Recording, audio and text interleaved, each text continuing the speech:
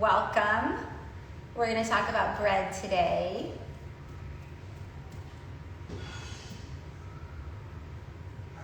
Waiting for some of you guys to come on. Hi, Chef. How are you? Hello. Welcome, everybody.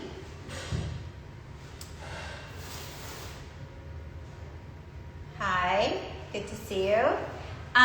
So welcome to class. My name is Clemence. I'm here at Gourmandise. We're a cooking school in Santa Monica, and we're going to talk about bread and our vehicle. Hello. Our vehicle to talk about bread and the science of wheat and milling is going to be focaccia. So we're going to make a very simple, very quick focaccia today. There's a little bit of magic of television that's going to happen here. And through the process of making this focaccia, I will be here to answer. Hi, Lori. I'm going to be here to answer all of your questions about making bread. So let's talk about what focaccia is. When I think of bread, I think of bread in two camps. One camp is lean breads, like a baguette or a loaf of sourdough bread. And the other camp is enriched breads, so brioche and challah.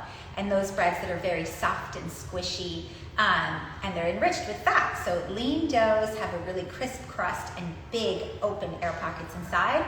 And enriched doughs that have oil and butter and sometimes eggs and milk in them have a smaller crumb structure, but are really soft and squishy throughout, from the crust to the insides. Good to see you. Took your summer course. Oh, good to see you, Mary. And so today we're making focaccia, and focaccia kind of falls a little bit in both camps. So it's only enriched with a little bit of olive oil. I prefer baking it with a lot of olive oil on the bottom and the top, but we're going to add a little bit of oil on the inside. So for starters, how many of you here have made bread before? You can just kind of say yay to me or I love bread. Hi, Veronica. Nice to meet you. And so I'm going to take you through really quickly how to make this bread dough, and then I'll answer all of your questions. Oh, you have made bread. Okay, good. O's Baking World. All right. When I'm making bread, I always begin, a lot more thumbs up. I always begin with my liquids first, because the first step to making bread is waking up your yeast. If you're using a sourdough starter or wild yeast, which is the way all breads were made before about 1867, when the first person to sort of develop a way to take a strand of yeast and sort of hyper grow it on some molasses and turn it into yeast that you could sell, because it was more stable, because it didn't have as much moisture in it, so you could keep it asleep for a while. Before that, all breads were naturally leavened with sourdough starter. And when you're using sourdough starter or wild yeast, it takes a lot longer between each step. And so when I'm making bread with sourdough starter, I always start by taking active sourdough starter that's all like ready to go, and I feed it a very specific amount of water and flour, and that's called my levain. When you're making bread with quick rising yeast, like yeast from the store here that's grown in the lab, it's super more efficient.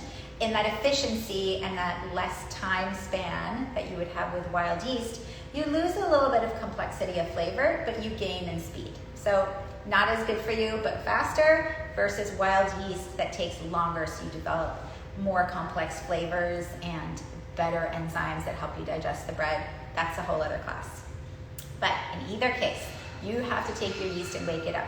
And yeast needs three things in order to wake up and replicate itself and release this carbon dioxide gas that makes our bread grow.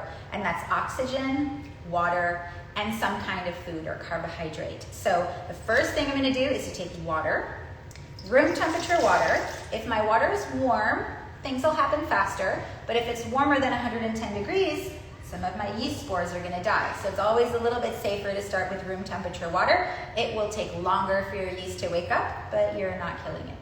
I'm going to sprinkle the yeast over it. You can do this in a KitchenAid mixer, but I don't want you guys to feel like you have to get a KitchenAid mixer in order to start making bread, because bread's been around for about 14,000 years, and it's only been a little less than 80 years that KitchenAid mixers have been around. So we can use our hands for this, and I want you to pretend like your hand is this flat open paddle rather than anything that grabs. So I've got water and yeast in here. Now I'm going to add my flour and salt. First thing, Flour, I'm using half bread flour, half spelt flour. So bread flour is milled and sifted from a hard wheat. We're going to talk about different wheat varieties in a little bit. And spelt flour, this is whole spelt flour, is a different variety of wheat. I get this from Grist and Toll in Pasadena. It's a stone mill right here in Los Angeles. And then I'm going to add my salt. How many of you have heard that salt kills yeast? It's a little myth that you hear a lot. It doesn't kill yeast. What happens is that salt is really, really good at attracting water to itself via osmosis. And yeast needs the water really badly, but it is not as adept as salt at taking it for itself. So we always want to give yeast a head start in using the water to wake itself up, rather than letting salt in on the action first. So that's why you add salt a little bit after you add yeast. We like to say that yeast and salt can't kiss in a bread dough, but they can certainly hold hands at some point. I'm going to take my flat open paddle of a hand here, and I'm going to sweep my dough. The reason I'm sweeping like this is that I may find, because I use some whole wheat flour here, that I need more water. And I don't want this to become a dense ball of dough before I decide that I need more water. And different kinds of flours are going to need a different level of hydration. Hydration is how much water there is in your bread dough. So I'm just going to take a little bit of water here because I feel like my dough is a little bit shaggy and dry. And I'm going to take my hand and sweep, like so. The more water you guys have in your bread doughs, the larger the crumb structure there is in your bread.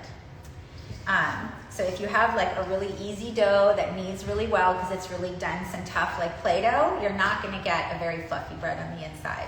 So I want you guys to experiment with that. You can take a recipe and change the hydration and experience a completely different kind of bread. It is more challenging to shape a wetter dough. But if there's any dough that you can play around with hydration without worrying about shaping, it's focaccia. Because then we're not going to be doing a lot of like crazy shaping techniques with this bread. Okay, so I've got a dough that feels a little bit tacky but not sticky. So the key is to take the back of your hand here and touch your dough. If it doesn't come off too much on the back of your hand, you're pretty good to go. I'm gonna knead this for a little bit because what we wanna do here is to develop our gluten proteins. The gluten proteins are in the flour, and when the flour is dry in a bowl, those gluten proteins are dormant. But as soon as we add liquid and motion, the gluten proteins begin to link up and bind and create these links. And the links will eventually link together to create a web. And that web is going to be what captures gas as it's trying to escape the dough, the gas that the yeast is going to give off. Fat prevents gluten development. When a dough has a lot of fat in it, the gluten strands are like, this is too slippery, like we don't really want to link and bind. So I like to add fat a little bit later. I'm kneading this wet dough by doing this sort of slap and fold technique. I pick up the dough, slap it, stretch it onto itself. If I try to knead this on the table as wet as it is, I might get a little frustrated and want to add more flour, but I'm going to encourage you guys to use a little bit more water than you might feel comfortable doing. And you notice how I keep one hand dirty and one hand clean? It's just if you have two dirty hands, it becomes a little bit frustrating. See, I'm stretching the dough out. It's getting stronger, and I can tell it's getting stronger because it's resisting me a little bit, and it's not tearing as I lift it up. If you use cake flour to make bread, you're never going to get this strength because it's a weaker flour. We'll go over those while our dough is resting. And now I think I'm ready to add some olive oil here. Work the olive oil in.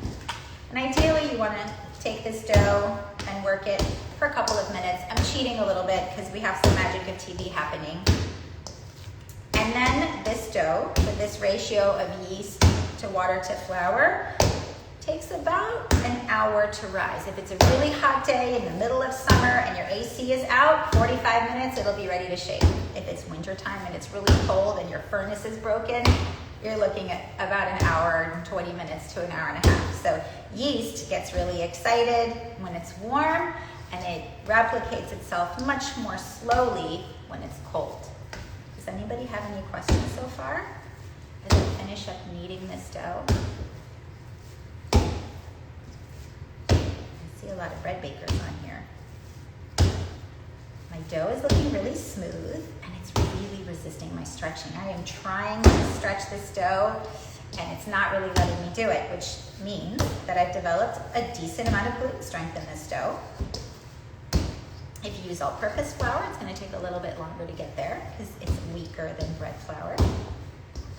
I'm done. I'm going to let this rise for about 40 minutes, which, we're going to cheat a little bit because I've got some that's ready to go. But I'm going to wash my hands, think about your questions, and I'll be right back.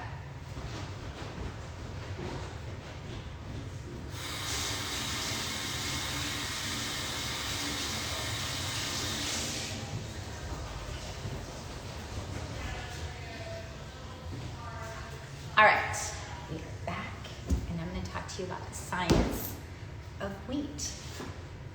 How many of you have seen wheat growing in a field? Anybody here? Wheat looks like this.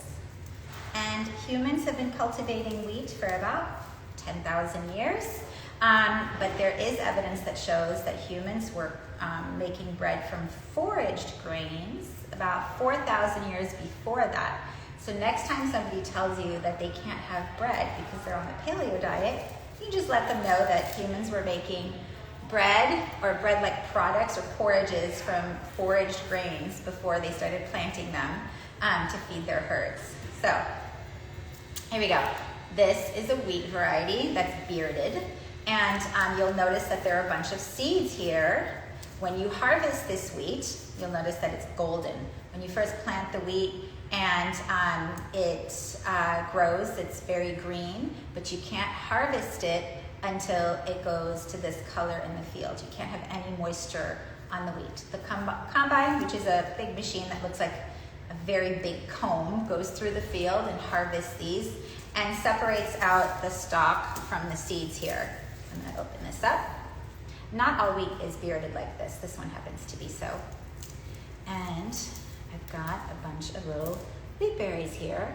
And this then gets dried a little bit longer and then gets taken to a facility called a seed cleaning facility. So you can't just take like this to the mill. The miller's gonna look at this and be like, there's little bits of rock in here and it's not cleaned and I need it to be perfect before I run it through my mill. So then the seed gets taken to a seed cleaner, and then the seed cleaning facility says, oh, it's beautiful, great, you can store it until you're ready to mill it. You can store these seeds for a really, really long time without any sort of bad things happening to them. They don't degrade. But as soon as you mill it, then you expose it to things like oxidation and deterioration. So freshly milled flour is really important. And you talk to any bread maker here in LA and you ask them like what the difference is between old flour and fresh flour, and we'll tell you that when you feed your sourdough starters fresh flour, it grows so much faster. It's so much more exciting. It has more enzymatic activity. So in order to make flour, we take these wheat berries that have been cleaned and we mill them. So this is Millie. She is the little mill that was purchased for us by one of the grain farmers that we work with up in Tehachapi. And Millie is used for R&D. We use her for like a little research and development so that when we find a wheat variety that we like, we mill a little bit of it and test it out. And we say, you know what, I really like this. It made my bread delicious and tall, and can you grow a lot more acres of it? But milling is an art, and so I don't recommend that anyone just go out and buy this because it looks like a fun gadget, because milling takes many years of practice and understanding how each different wheat variety should be milled, because they're all very different.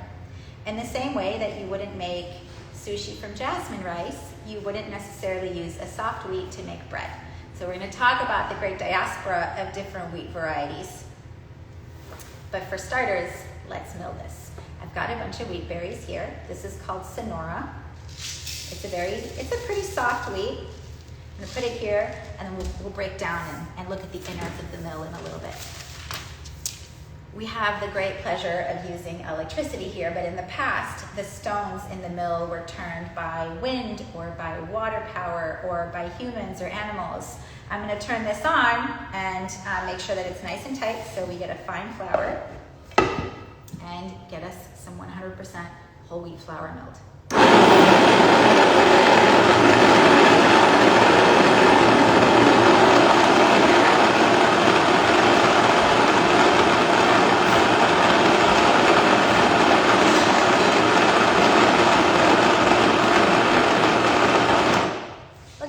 we have 100% stone ground whole grain flour. I'm almost done, actually.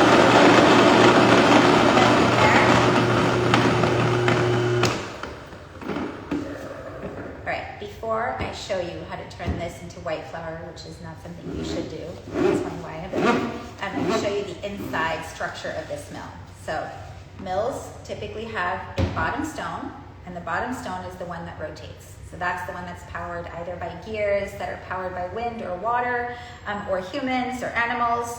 And the top stone here sits either really close to the bottom stone for very fine flour, or a little further away to make a coarser flour. And at any point in time, if you guys have questions, just throw them at me, because I can see them just a few feet in front of me. And then you put the funnel on, and then you run your grain through it. And you might have to run your grains a couple of times through here until you get to the fineness that you want. And I'm going to move Millie out of the way. Then you end up with this, which is that 100% stone ground whole grain flour. And I mentioned stone ground because now when you buy flour at the grocery store, it's probably been milled in big metal roller mills, but this is the traditional way of doing it. And if it's done right, it doesn't apply as much heat to the wheat berry, and it doesn't destroy some of the nutrients in the wheat berry as much as a fast-acting roller mill would. Okay, so I'm going to take this and I'm going to separate out the bran from the starch, and then we're going to talk about the difference between whole wheat flour and all-purpose flour. Okay, ready? So I'm going to sift this, and what I will have on my paper here is something very white and very soft. This right here is the starch. This is the inside of the wheat berry. And what I have here is very coarse. This is the bran. See the ratio of bran to starch? It's different with every different kind of wheat. But this is really coarse and thirsty. It's what's on the outside of the wheat berry. And this is the starch that's very soft. So when you buy white flour at the store, this is all you're getting. And I'll show you really quickly on here why that's important. Let me pretend this is a chalkboard right here. Parchment paper and Sharpies, very important. Every seed on the planet is designed to only do one thing, and that is to protect a little teeny tiny thing here called the germ. The germ contains all the nutrients and the DNA of the seed to replicate itself and make a new plant. So when the conditions are right, this seed is like, ooh, that's the right temperature and humidity that I want in order to grow. And this germ will germinate to form a new root system and a new plant. So everything has got to be designed to feed and nurture this and protect it, so that if a bird eats this seed and poops it out 2 miles later, that's fine, the germ's intact, and you'll be able to grow a new plant.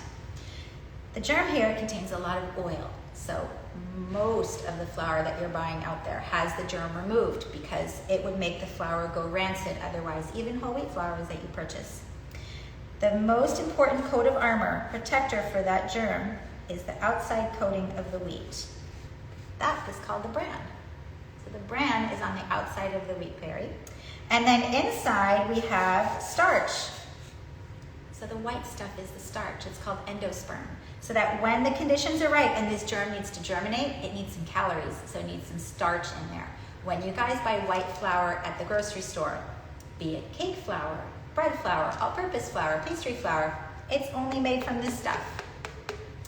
And I liken it to kind of only ever drinking frozen concentrated apple juice and never having eaten a whole apple and experienced all the textures and flavors that a whole apple has. Okay, so that's the breakdown of wheat. Okay, whole wheat flour has a lot more flavor and texture and nutrients versus white flour, that's just the starchy innards of the wheat berry. Let me know if you guys have any questions about that. Because it's not as simple as this. This is just wheat, but there are many categories of wheat. So when you buy bread flour, it's made from a variety of wheat called a hard wheat. And hard wheats have very efficient, strong gluten proteins that like to bind really well. So I'm gonna draw you a bowl of hard wheat flour. There we go. Many, many, many gluten proteins. This is a very simplified version of what happens. And here, I'm gonna draw a bowl of soft wheat. Some gluten proteins here. If I add liquid in motion to this bowl here, the hard wheat, which makes bread flour, These gluten proteins are gonna bind really well, quickly, and efficiently. And eventually these links will form a web, and that web is what helps your bread to rise because it captures gas. It's so strong that as you stretch out your web, it won't tear. It will contain the carbon dioxide gases that the yeast is giving off. Over here, when you use soft wheats, you make pastry flour or cake flour, and you end up with these like weakling links. They're like, yeah, gas you want to try to escape? Yeah, we're not really quite strong enough to expand, so, maybe just go ahead and evaporate. We're not going to hold you in place. So we make bread with hard wheats, which are then milled into bread flour. And then we make light and fluffy things like biscuits and pancakes with soft wheats that aren't going to give us as much structure. They stay kind of fluffier. Any questions about this? I think what I'd like to do is show you magically how you take dough that's risen for about 45 minutes and shape it and then let it proof. So I'm gonna go get my dough out of the refrigerator. Hang on 1 second.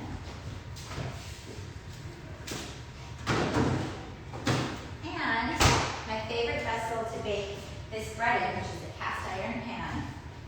This recipe that you guys have is really easy to make in a cake pan. You could do this in a loaf pan. I don't care what you use. It's a very forgiving recipe, and it's a really great sort of 101 intro to bread making kind of recipe, okay?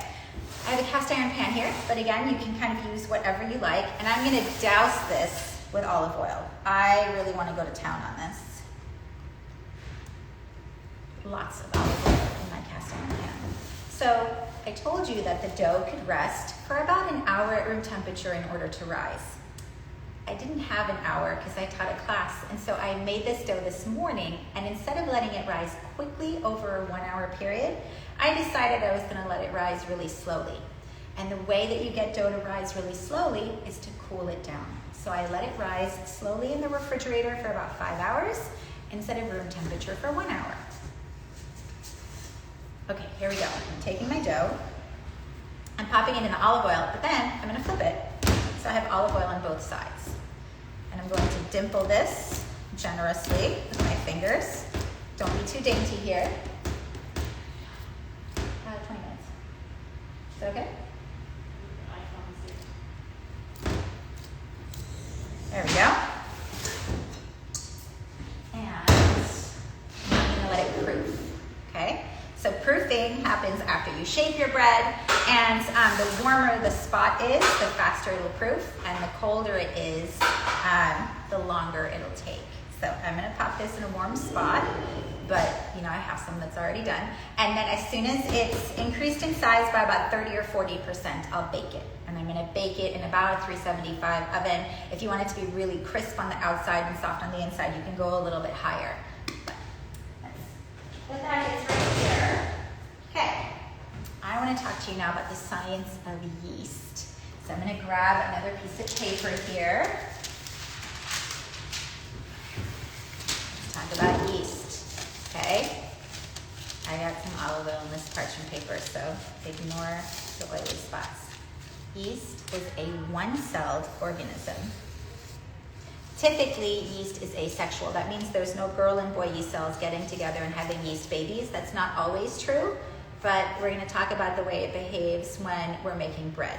So I want you to imagine one cell. It's got a nucleus in the middle, and when this cell is cold and dry, this yeast cell, it is asleep. It's not interested in growing. It's not interested in doing very much. But as soon as you give it those three things we talked about at the beginning of class, oxygen, water, and food, all of a sudden the yeast cell wakes up a little bit. It's kind of really exciting.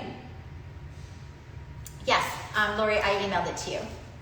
And then this thing starts budding. So what happens is you get a little growth on the yeast cell, and then the yeast cell gets bigger, and eventually this will split into 2 yeast cells. During that process, that fermentation process, this releases a gas called CO2. CO2. Carbon dioxide. Carbon dioxide is lighter than your dough, and it's trying to get out. And in the process of trying to get out, the gluten proteins that you worked into your web capture them. So I want you to imagine like blowing air into a balloon. So if I've got a bread dough and gas is trying to escape the bread dough, the gluten proteins, if they're strong and well developed, will stretch to capture it into a web, and that's how your bread dough rises. Those gluten proteins work again in the oven when the liquid in your dough turns to steam with all that pressure building from the oven and the heat. And again, the steam tries to get out of your bread and the bread swells because the gluten proteins are stretching to capture that. That's called oven spring. So the gluten proteins work twice for us. Yeast primarily works when the dough is rising, and the yeast will work faster the warmer it is and the more sugar it has in the beginning, and it will work slower when you're in a cold environment. So you'll notice some of your recipes have like a lot of honey and sugar in the beginning, and those are the recipes that rise very quickly. And some of your recipes take much longer and don't have quite as much sugar in the start of the recipe. Anybody have questions so far? I'm excited to know what kind of bread you guys have made. I think there were a couple of people who said they made bread before.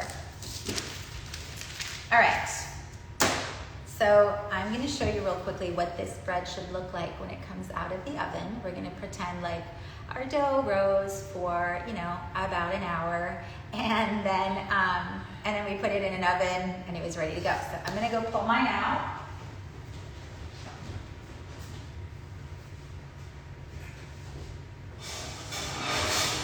There we are. And I'm going to encourage you as often as possible to not bake anemic looking bread, okay? You haven't made bread before, you should make this one. It's very, very simple. So you want to bake your bread until it's bien cuit. It's a phrase in French that means well done. We never talk about well done for meat in France, but we do talk about it when it comes to pastries and breads. Like you want caramelization on the outside, and you want the bread to be crisp on the outside and really soft on the inside. So if you're making this bread, keep it in until you get this color, and you'll get a lot more flavor out of your bread, and you'll get a lot more texture on the outside. So I want to cut into this so you can see the crumb structure on the inside of this bread. Oh my gosh, it's so yummy. And the crumb structure is going to be a little bit tighter than if I had used all bread flour. So remember, I used about 50% spelt. And there's a couple things that happen when you use whole wheat flours. One is the bran is very thirsty and dry. I don't know if you saw when I milled and separated the flour how coarse the bran was, the stuff that was left in the sifter. And because of that, it tends to be drier, because your bread dough tends to be a little drier because the bran is soaking up a lot of your liquid, which is why I added a little extra water as I was working my dough. And then spelt in particular is a little bit funny. It doesn't like to stretch out quite as tall as really hard wheats, but it has great extensibility. Did you cover the bread while it was in the fridge? That's a great question. I did. It's pretty humid here in Santa Monica, so I kind of leave it to you. I like to use a damp towel to cover my bowls. Are you doing any steam in the oven when you bake this bread? I am not. That's a really good question.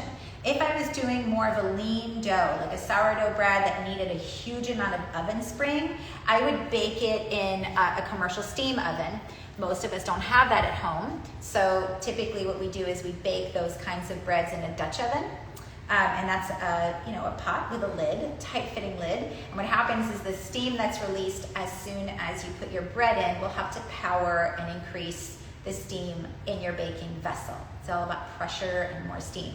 So in an old school oven, like if you were to go back 100 years or so, and there were community ovens, everybody would come once a week and do their bakes on, we would take a wet mop and sort of mop the inside of the wood-fired oven to create a little bit of steam, which would help with oven spring. These are really good questions. So here we go. This is my focaccia here. It's delicious. It's very oily because I put a lot more olive oil on top right before baking and right after. And then I put some salt. So we have a really strong convection oven here, and if I put salt on top before baking, it's all gonna get blown away. So when I take the bread out, I add a little bit of flaked salt on top. Oh my gosh, it's so good. And this recipe is really great if you're into pan pizza because you can load it up with stuff. I don't put a lot of wet toppings on top, but caramelized onions and so yummy, rosemary, anything of that nature. What other questions do you guys have while I sit here and eat this? What kinds of other breads have you all made?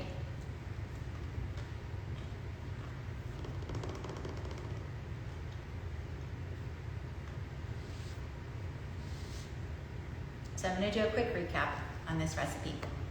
As with all breads, typically you want to activate your yeast. So you're going to do your liquids first, yeast, and any kind of sort of carbohydrate that's going to encourage the yeast to wake up. We didn't have any sugar in this recipe.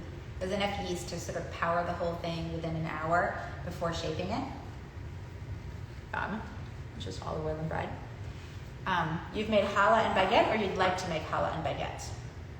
Let me know. So then we woke up the yeast, and once the yeast woke up, it doesn't take long with instant yeast. I'll talk about the difference between instant and active dry in just a moment. I added the flour and the salt. And again, we don't add the salt with the yeast because we don't want the salt to compete with the yeast for water. We want to give the yeast a head start. Then I kneaded the dough. I worked it until I felt like it was strong enough. And sometimes we can check for that by checking for the window pane. I'm going to move this over so I can show you this technique. The window pane, I test usually with a little lightly floured hand. And the window pane is when you stretch your dough and you're able to see light shining through the dough. You have made it before, that's awesome. Before the dough tears. So you should ideally, like a window pane, see light shining through it. So do you see how we have that with this dough here? That means that you've developed enough gluten strength in your dough so that it can stretch to encapsulate this carbon dioxide gases. So after we knead the dough well, we need to let it bulk rise. So bulk rising for me is always in a blob. There's no shape to a bulk rise, you just let it rise. In large quantities, we do that in big tubs, and in smaller quantities at home, you can just do it in a bowl. The more moisture, hydration is around, the faster that's going to happen. So that's why putting a damp towel is helpful. If you live in a really dry environment, it's important that you have a little bit of moisture. Sometimes when I have a dough that's enriched, I'll cover my hand with either a little bit of butter or oil, and I'll rub it on the top, because sometimes even if it's covered, it might dry out depending on where you're at. And I cover it. I think that's more important even than oiling your bowl, so that you don't form a skin on the top of your bread dough as it's trying to rise. Once you've bulk risen your dough, then it's time to divide and shape. So this just makes one pan. It's really easy. And like I said, you can do this in a cast iron little skillet like I did, or you can do this in a cake pan. I'm going to encourage you to just be creative with this one. And then you let it proof. And you can let it proof like I did at room temperature for about 45 minutes to an hour, or you can do it for a longer length of time in the fridge. It's incredibly important in the fridge that you cover it so that it doesn't form a skin. And then you bake it. And the hotter you bake it in the beginning, the more oven spring you're going to get. So I typically like to put my bread dough at a high temp and then turn it down a little bit. And don't cut into your bread until at least a half an hour after it's baked. And that's because the starches are still setting. So if you've ever made like challah or brioche, and you just took it out of the oven and you were so intoxicated by the aroma because it smells so good, and you just pulled at it and you were like, oh, it's raw on the inside. The dough might have been cooked. You just needed to let it sit and let those starches set before opening your bread up. Also really important with your sourdough loaves. Anybody have baking questions, even if it's pie related? We had a pie class this morning, so I'm happy to answer your pie questions in addition to bread ones. What do you guys have been baking lately? At home or in your classes? Or at work? It sounds like some of you work in bakeries.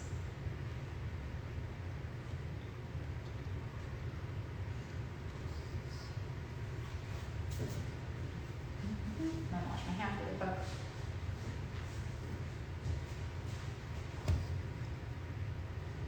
All right, guys. I'm gonna finish this really fast. Thank you for your great questions. If you have any questions at all related to anything baking, what flour do you like to use for pies? Okay, so I like to use half all-purpose flour half a whole soft whole wheat flour called Sonora. Oh yeah, now we're getting questions. Okay, let's talk pie. So all-purpose flour is a blend of hard and soft wheats. So it's really great because it has enough structure to bind things together and keep your dough from falling apart, but it's not so tough that it's gonna make like a really tough pie crust. So for pie, I like to do 50% AP flour, 50% soft wheat like Sonora. So if you can get your hands on the soft whole wheat flour, it's fantastic for making pie because then your pie dough has flavor. Your pie dough should have flavor. It shouldn't just be this flaky thing that's just kind of a vessel for the filling. So doing things like using some whole wheat flour in your pie crust, adding plenty enough salt to your pie crust is important, and using a really good quality butter is equally important. And then what type of fat do you use in your pie dough? So I use butter. Sometimes I'll use a little bit of lard, but I really love a lot of caramelization, like this, in my pies. And you cannot get caramelization from plant-based fats. So you need animal-based fats in order to get a nice like golden color on your pie crust. And so, yeah, whole wheat pastry flour is lovely. And if you haven't worked with whole wheat flours before, I always recommend starting off with 25% whole wheat. So start off with 25% whole wheat flour to 75% AP and work your way there. When I'm making pie with whole wheat flour, it needs a lot longer time to hydrate. So I don't just let the dough rest for an hour in the refrigerator, I let it rest overnight. And then it's a lot more supple because the bran needs some time in order to hydrate with the water in your dough. And you're also going to need to add a touch more water. You can either reduce the flour or add more water. When it comes to pie, I add more water. When it comes to bread, I tend, if I'm like working on different formulas, to just reduce flour.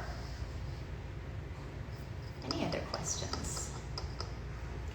When it comes to flours, guys, the most important thing is that it's organic. Some foods are not that important to purchase organic. I'd rather buy fair trade or direct trade chocolate than organic chocolate because there's very little pesticides and herbicides used in cacao production.